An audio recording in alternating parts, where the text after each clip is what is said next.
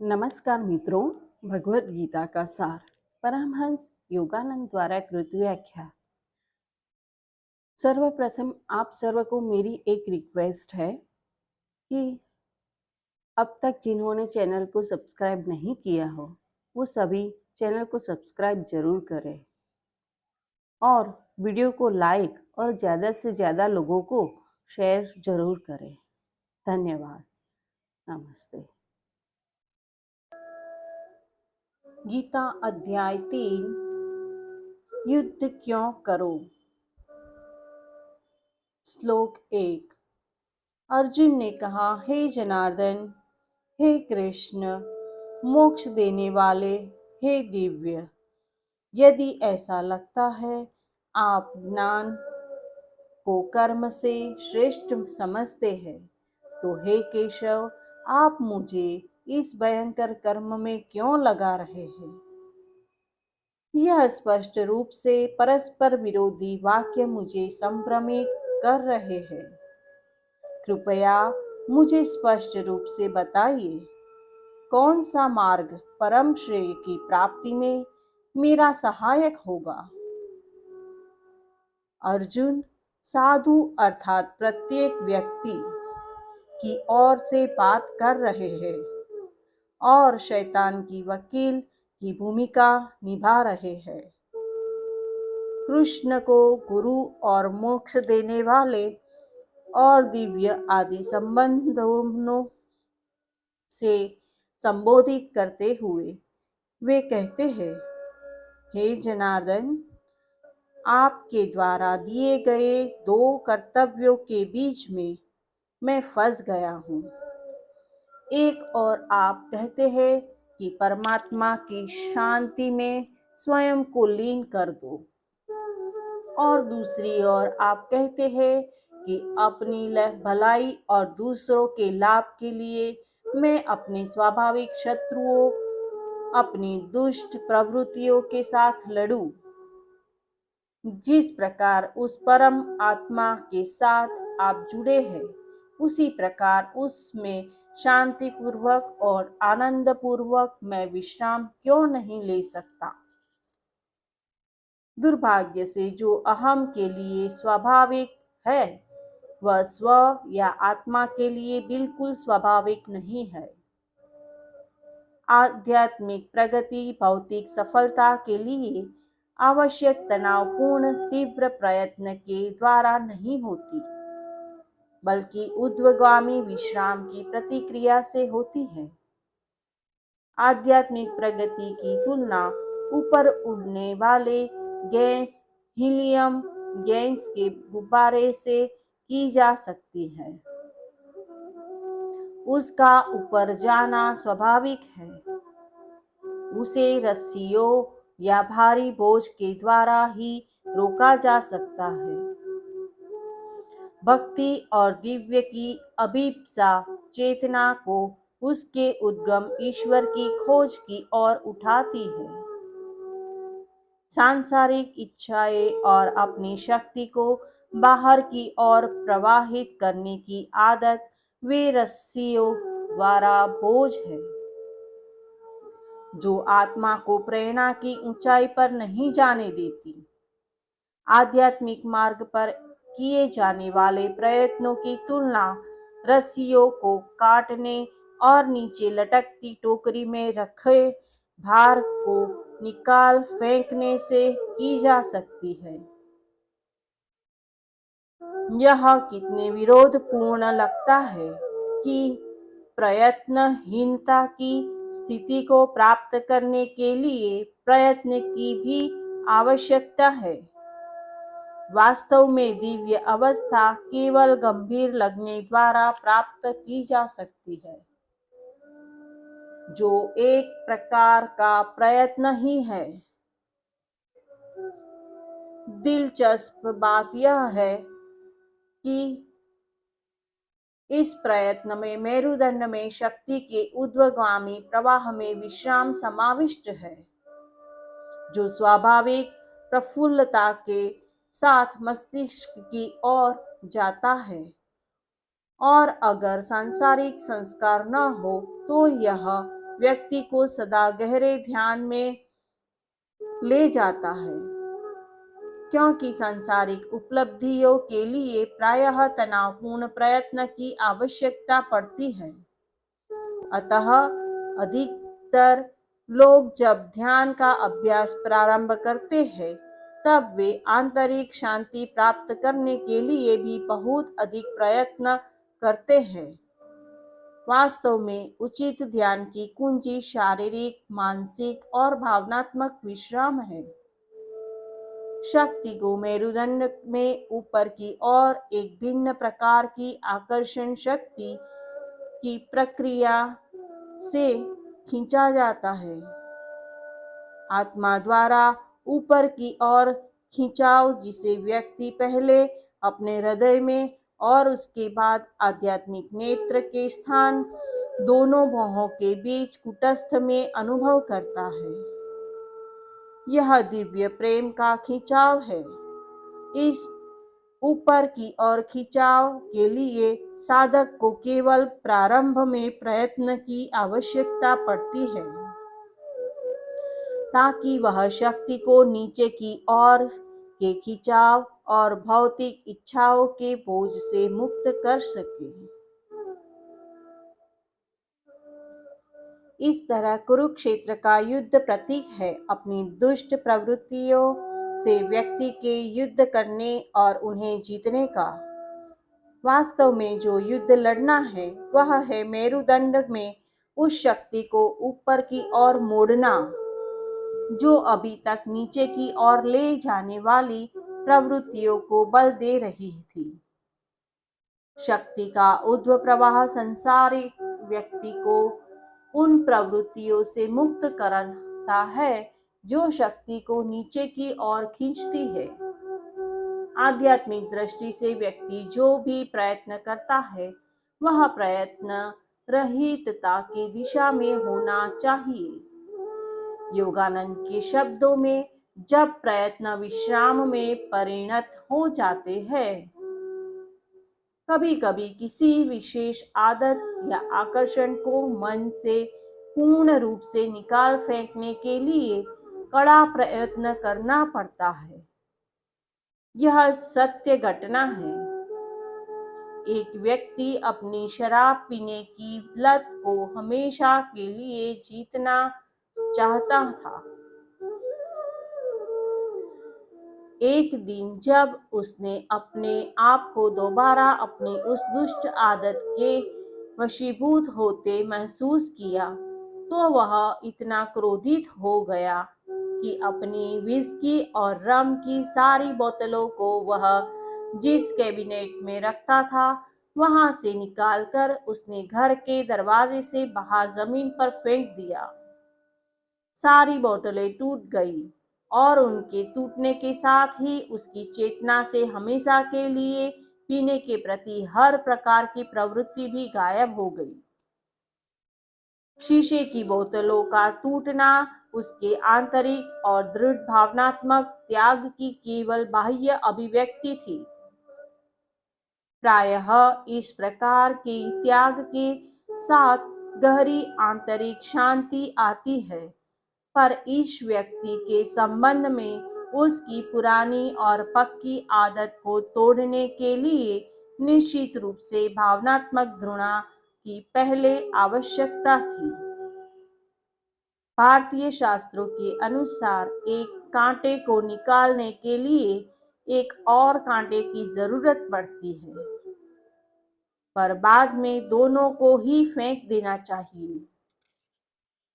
भावनात्मक अस्वीकृति के कारण यह व्यक्ति गहरे घुसे हुए शराब के कांटे को निकालने में समर्थ हो पाया। उसके इस भावपूर्ण शुद्धिकरण के बाद भावना और आदत दोनों का परित्याग हो गया। इस संबंध में कहने का तात्पर्य यह है कि भावना ने ठीक वही काम किया जो उस व्यक्ति को अपनी आदत छुड़ाने के लिए करना था।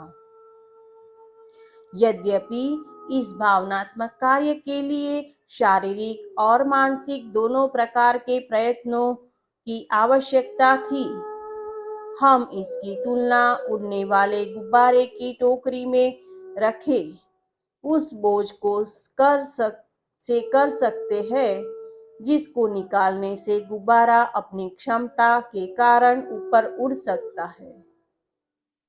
द इमिटेशन ऑफ क्राइस्ट ईसाई धर्म की एक महान पुस्तक जिसकी मेरे गुरु अनुशंसा किया करते थे। मैं कहा गया था कि कभी कभी व्यक्ति को परम विश्राम को पाने के लिए अपने निम्न स्वभाव के प्रति हिंसा करनी चाहिए। ऐसी हिंसा तनाव को नहीं बढ़ाती बल्कि इच्छाओं और संलग्नता को दबाने की बजाय उन्हें मुक्त करती है। यह भी बताना उचित होगा कि बहुत समय तक इस्तेमाल न करने के कारण गुब्बारे की गैस कम भी हो सकती है। एक आध्यात्मिक साधक को तीव्र भक्ति और निरंतर गहरे होने वाले ध्यान से अपने अभिप्सा के गुब्बारे को बार बार भरना चाहिए। उसे बार बार अपने ध्यान के कंपन की सुई को परम दिव्य की प्राप्ति के ध्रुव तारे पर ही रखना चाहिए। निसंदेह ऐसा करने के लिए प्रारंभ में प्रयत्न की आवश्यकता पड़ती है। उसका प्रयत्न उतना अधिक सफल होगा जितना अधिक वह इस बात को अनुभव करेगा कि कठोर इच्छा शक्ति से अपने विचारों को ऊंचा उठाने की प्रक्रिया के बजाय वह उच्च स्व में ऊर्ध्वमुखी विराम कर रहा है। हर ध्यान करने वाले व्यक्ति को जब प्रयत्न विश्राम में समाप्त हो जाता है, इस वाक्य को अपने मन में एक बैनर की तरह ऊंचा उठा कर रखना चाहिए। यह वह वानर ध्वजा है जो अर्जुन ने मानसिक बेचैनी पर नियंत्रण के प्रतीक के रूप में ऊंची उठा कर रखी थी। ईश्वर के प्रति प्रेम को विकसित करने की अपेक्षा ईश्वर के प्रेम को पाने की आवश्यकता अधिक है। उनके प्रेम और आनंद को परम आस्वाद के रूप में और जीवन में प्राप्त करने योग्य एकमात्र वस्तु के रूप में पहचानना आवश्यक है।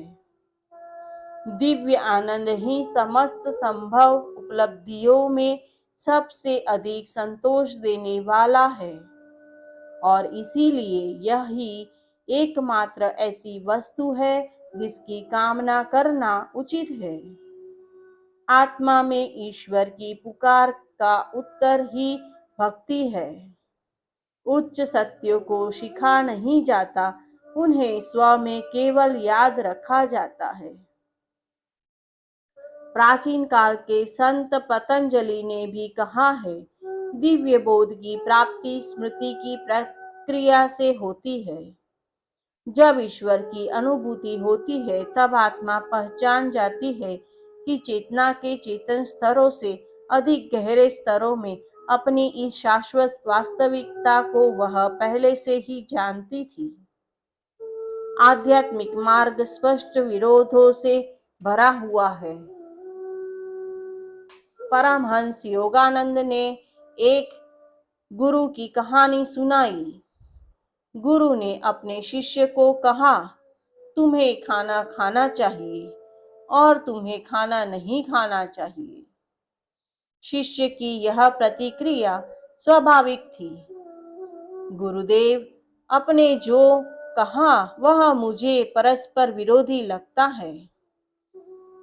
गुरु ने उत्तर दिया, विरोध तुम्हारे मन में है। मेरी सलाह बिल्कुल ठीक है। शरीर को ठीक और स्वस्थ रखने के लिए तुम्हें इससे उचित भोजन खिलाना चाहिए, पर अहम से उत्पन्न हुए इस विचार का प्रतिरोध करना चाहिए कि मैं खा रहा हूँ। इसकी अपेक्षा स्वयं से कहो, मेरे माध्यम से ईश्वर खा रहा है। इसी प्रकार व्यक्ति को भी इस संसार में अहम की प्रेरणा से नहीं बल्कि ईश्वर द्वारा दिए गए कर्तव्य के रूप में प्रत्येक कार्य को करना चाहिए और इस भावना के साथ करना चाहिए कि अपने इस यंत्र के माध्यम से वस्तुतः केवल वही करता है। अंतरिक्ष के स्वामी कृष्ण ने कहा, हे निष्पाप, इस सृष्टि के प्रारंभ में मैंने दो उपायों की प्रतिष्ठा की जिनसे व्यक्ति मोक्ष को प्राप्त कर सकता है। पहला बुद्धि या ज्ञान के द्वारा और दूसरा उचित कर्म द्वारा। सच्चे ज्ञान का एकमात्र अर्थ है ब्रह्म का ज्ञान और उसके साथ एकत्व। जिन्हें यह ज्ञान है उन्हें कर्म की आवश्यकता नहीं है। योगानंद जी ने द्रौपदी की कहानी सुनाई। उनसे एक बार कृष्ण ने पूछा, तुम योग ध्यान की प्रक्रिया का अभ्यास क्यों नहीं करती? उसने उत्तर दिया, प्रभु, मैं सचमुच करना चाहती हूँ, पर मैं कैसे करूँ? उसे करने के लिए मैं इतनी देर तक अपने मन को आपसे नहीं हटा सकती।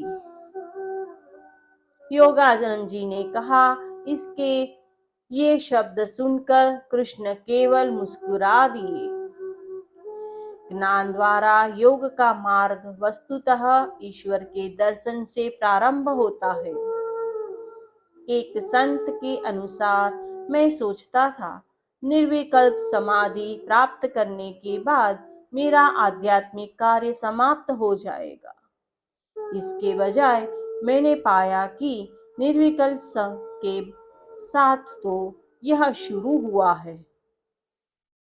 व्यक्ति जब एक बार ईश्वर के साथ एकत्व को पा लेता है और यह समझ जाता है कि जो कुछ भी वह करता है उसके प्रत्येक कार्य को अहम नहीं केवल ईश्वर ही करता है, तब उसे अहम की चेतना में किए पिछले जन्मों के असंख्य कर्मों को स्मरण करके उनके असीम ईश्वर में अर्पित कर देना चाहिए। उन जन्मों में बिताए जीवनों का कुल योग करोड़ों में होगा, जैसे जलदस्यु, किसान, दलाल, गृहिणी, योद्धा, राजा और भिखारी आदि के रूप में। पूर्व जन्मों के अरबों कार्यों के कारण अहम की प्रेरणा को छोड़ने का कार्य बहुत बड़ा कार्य दिखाई दे सकता है। इसकी तुलना चुंबक की छड़ बनाने के लिए धातु की छड़ के प्रत्येक अणु को उत्तरी दक्षिणी दिशा की ओर मोड़ने से की जा सकती है।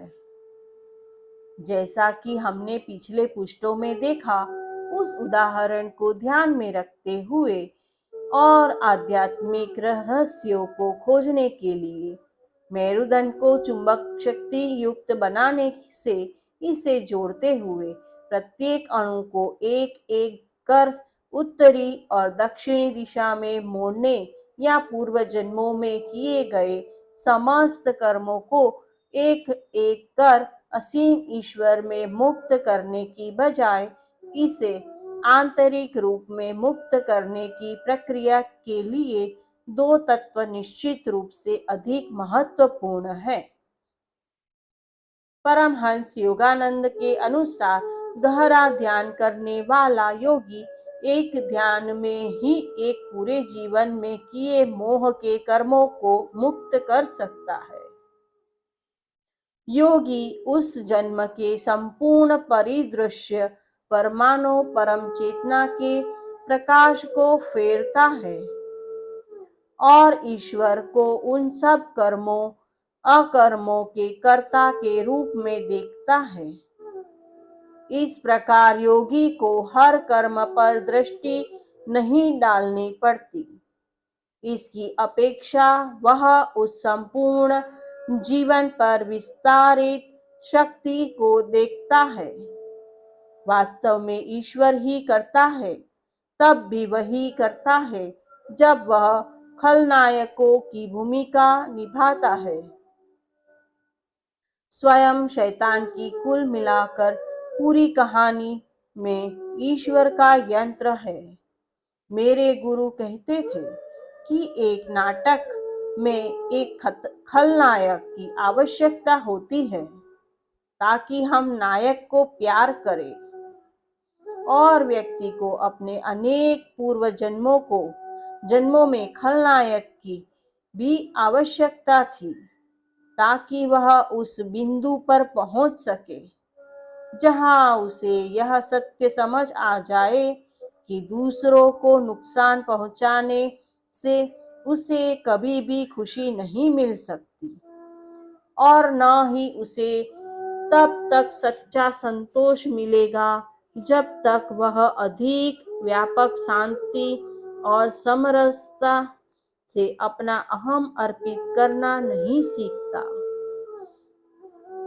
अपने अहम की चेतना से सदा के लिए जो मुक्त हो चुका है, ऐसा जीवन जीते हुए मुक्त अपने उन समस्त जीवनों को स्मरण करे जिनमें वह अहम की चेतना में था, और स्वयं को इस रूप में देखे कि वह स्वयं ईश्वर की अभिव्यक्ति के अलावा कभी कुछ और नहीं था।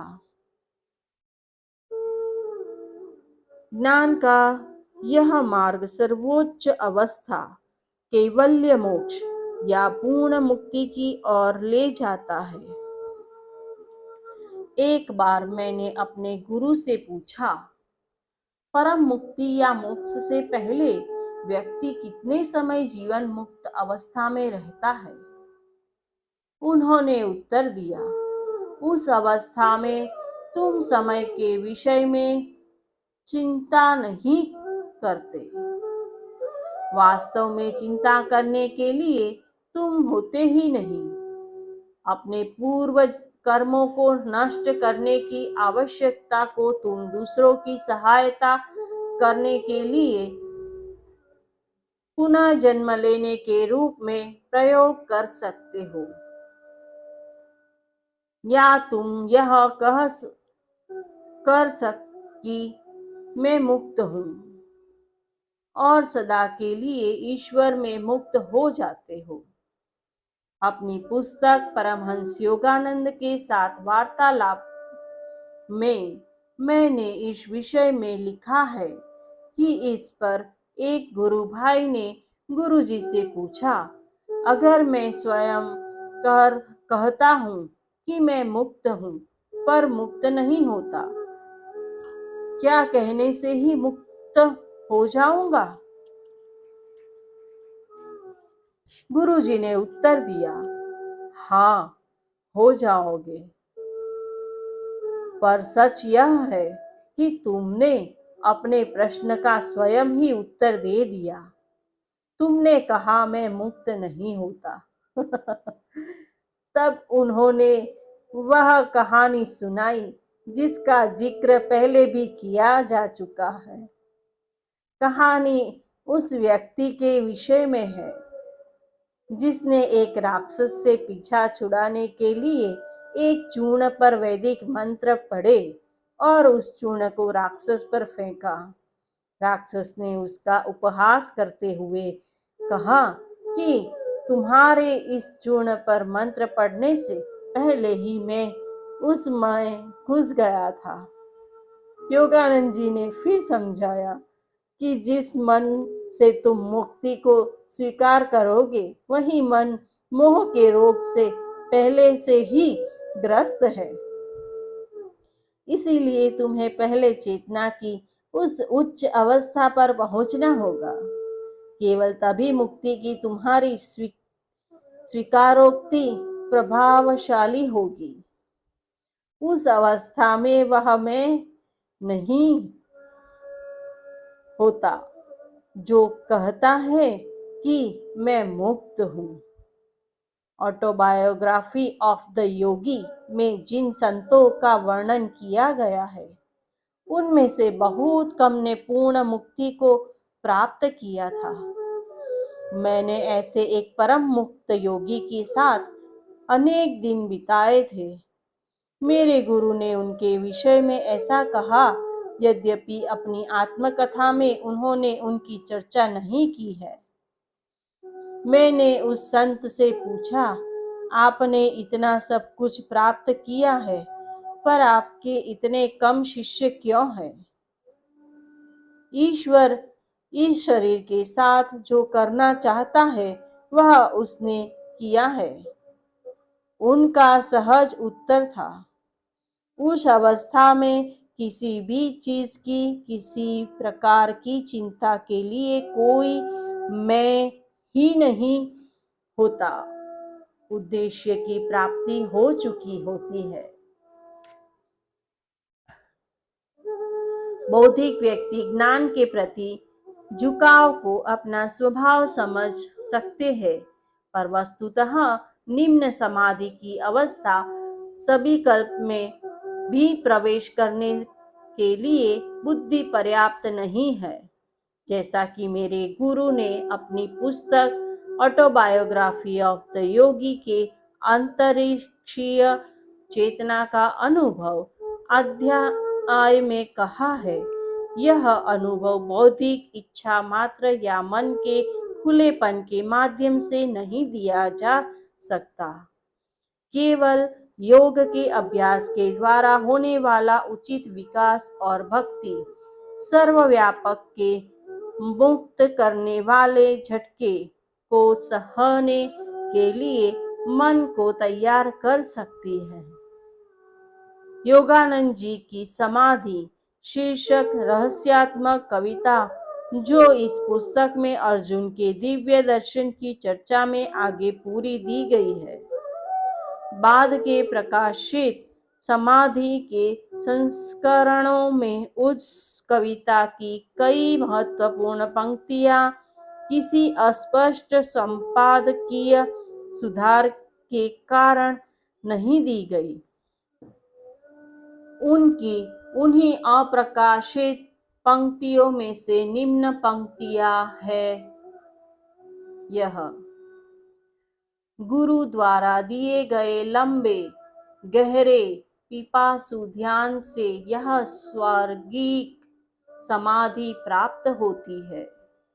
वस्तुतः सृष्टि की यह अभिव्यक्ति की तरह मुक्ति भी ईश्वर के इसी यंत्र द्वारा प्राप्त होती है, परमात्मा द्वारा सीधे नहीं। इस संबंध में गुरु वह दिव्य यंत्र है। इस व्यवहारिक आवश्यकता के कारण कृष्ण साधक को योग के मार्ग का अनुसरण करने के लिए कहते हैं। वह गीता में आगे कहते हैं, अर्जुन तुम योगी बनो। यहाँ कृष्ण जो कह रहे हैं उसमें अप्रत्यक्ष रूप से ध्यान की क्रिया की बात है, धर्म प्रेरित क्रियाओं की नहीं है। जिस प्रकार सेब के फूल में सेब छिपा है और अंत में विकसित होने वाले फल से भी फूल को भिन्न नहीं किया जा सकता है, उसी प्रकार योगाभ्यास भी उसके फल असीम ईश्वर के साथ एकत्व से अलग नहीं किया जा सकता। इस बात को अच्छी तरह समझ लेना चाहिए कि योग शब्द ध्यान की उन क्रियाओं तक सीमित नहीं है जिन्हें भारत में महान ऋषियों हजारों वर्ष पहले सिखाते थे। किसी भी धर्म के आध्यात्मिक साधक यदि निष्ठापूर्वक प्रार्थना और ध्यान करते हैं, उन्हें योगी कहा जा सकता है। मेरे एक मित्र इटली के एक महान कैथोलिक रहस्यवादी से मिलने गए। अपनी परंपरागत स्वीकृति में उन्होंने कहा कि वे क्रिया योग का अभ्यास करते हैं। चुप, उस रहस्यवादी ने कहा। किसी और दूसरे पादरी को मत बता देना, तुम ठीक कर रहे हो। 8 प्रकार का शब्द श 8 अंगों वाला अष्टांग योग का मार्ग है, जिसकी प्राचीन काल के ऋषि पतंजलि ने रूपरेखा दी। वास्तव में यह ईश्वर को पाने के लिए किसी मार्ग विशेष का वर्णन नहीं कर रहा। जिनको ईश्वर के साथ अपनी आत्मा का एकत्व करना है, उन सबको उसी मार्ग का अनुसरण करना चाहिए। यम और नियम, उचित कार्य आसन, आसन की दृढ़ता और मेरुदंड को सीधा रखना, ताकि उससे शक्ति का प्रवाह बिना किसी बाधा के हो सके। प्राणायाम शरीर की शक्ति पर नियंत्रण, प्रत्याहार, मन की अंतर्मुखता, धारणा, एकाग्रता, ध्यान, गहरे ध्यान में निमग्नता और समाधि, एकत्व।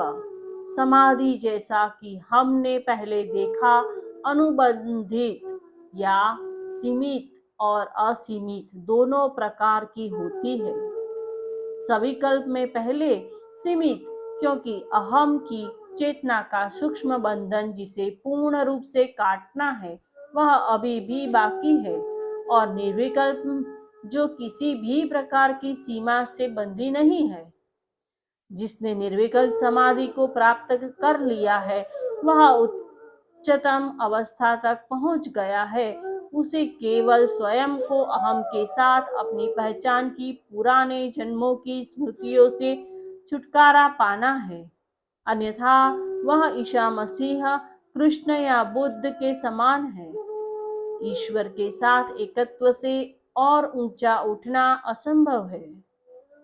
धार्मिक लोग प्रायः ऐसा दावा करते हैं कि उनके धर्म के संस्थापक किसी अन्य संत या गुरु से एक अवस्था ऊपर है। ऐसी कोई अवस्था नहीं है। योगानंद जी ने भी एक बार ऐसा कहा था, जब तुम ईश्वर के साथ एक हो जाते हो तो तुम ईश्वर हो। वास्तव में कुछ और होने के लिए तुम हो ही नहीं। इस प्रकार जब कृष्ण अर्जुन को कहते हैं कि तुम योगी बनो, उनके कहने का यह अर्थ नहीं था कि तुम अनिवार्य रूप से हिंदू योगी बनो। हर धर्म के वे सब लोग जो निष्ठापूर्वक ईश्वर को पाने का प्रयत्न करते हैं, वे उसी मार्ग पर चलते हैं, क्योंकि अंततः ईश्वर को अनुभव करने के लिए उनकी भक्ति उन्हें अपने अंतर की ओर उन्मुख कर देती है। इसके अलावा कुछ और हो ही नहीं सकता।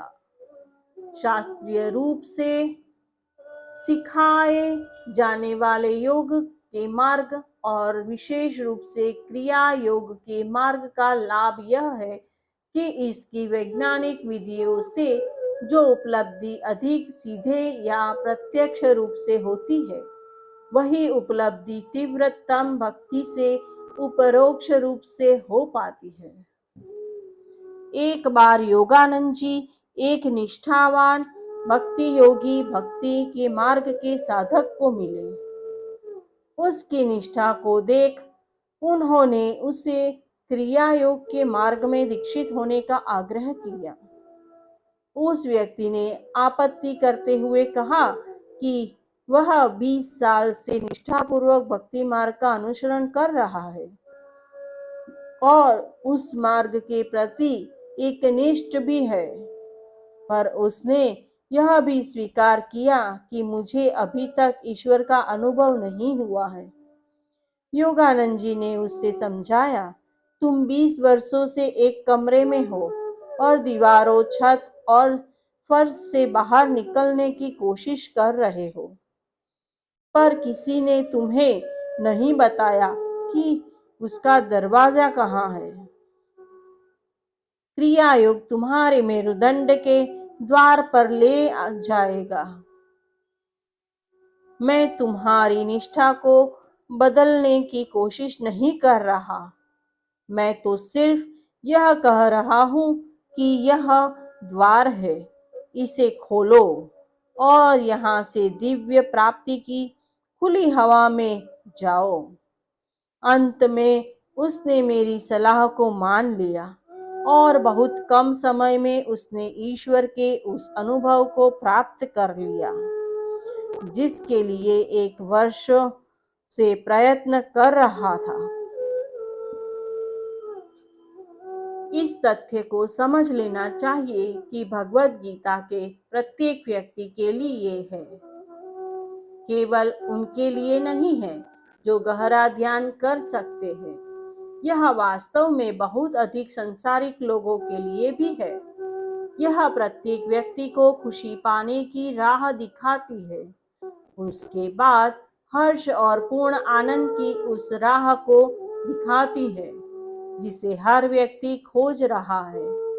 पर अधिकांश लोग अंधेरे में दिशाहीन होकर टटोल रहे हैं। गीता कहती है, यह वह राह है जिसे तुम सब खोज रहे हो। अन्य किसी दिशा में खोजी हुई कोई भी वस्तु तुम्हें कभी भी वह नहीं दे सकती जिसको पाने की तुम्हारी इतनी तीव्र इच्छा है। चाहे दिशाहीनता में या जीवन क्या है, उस अज्ञान में जो कुछ तुम खोज रहे हो वह तुम्हारे अपने अस्तित्व का रहस्य है। इस प्रकार कर्मयोग आध्यात्मिक क्रिया के मार्ग पर आधारित यह अध्याय संपूर्ण कर्म का और किस प्रकार कर्म को ईश्वर की प्राप्ति के लिए लगाना है इसका रास्ता दिखाता है। इस बात को स्मरण रखना है कि कर्मयोग का उद्देश्य ईश्वर को खुश करना नहीं है। सच्चे अर्थ में इसका उद्देश्य है स्वयं को खुश रखना, अर्थात अपने दिव्य स्व में परमानंद प्राप्त करना है। प्रत्येक सच्चे शास्त्र का भी यही संदेश है। वही करो जो तुम्हें परमानंद दे। सांसारिक सुख या केवल मानवीय खुशी भर नहीं, अहम और उसके संकीर्ण स्वार्थ को महत्व देना नरक का रास्ता है और अपनी सहानुभूति और चेतना के विस्तार से इसके महत्व को नकारना स्वर्ग का मार्ग है। अंततः जिस सच्चे स्वर्ग को सब पाना चाहते हैं वह है सच्चिदानंद, नित्य विद्यमान, नित्य चेतन और नित्य नवीन आनंद। इस प्रकार वह कर्म या कार्य आध्यात्मिक है जो अहम के और हर उस वस्तु के महत्व को कम करता है जो अहम की चेतना को पुष्ट करती है, जैसे कामनाएं, आसक्ति और कौरवों की संपूर्ण सेना का प्रत्येक योद्धा। जय गुरु। वासुदेवार्पणमस्तु। अगर आपने भगवद गीता को अपने जीवन में पढ़ा है तो अपने अनुभव और कौन सी गीता पढ़ी है वह कमेंट बॉक्स में लिखकर हमें जरूर बताएं। धन्यवाद। नमस्ते।